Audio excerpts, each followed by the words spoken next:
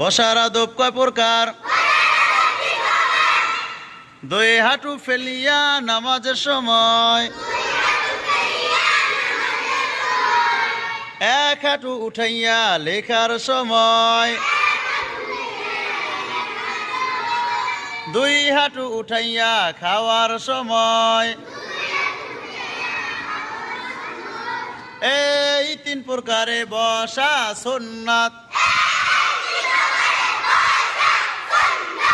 অন্যরকম বসা ও জায়েজ আছে, সব নাই। বসার আদব তিন প্রকার।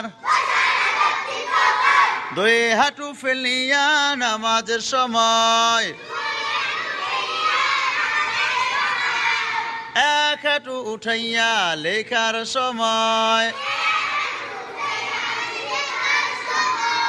দুই হাঁটু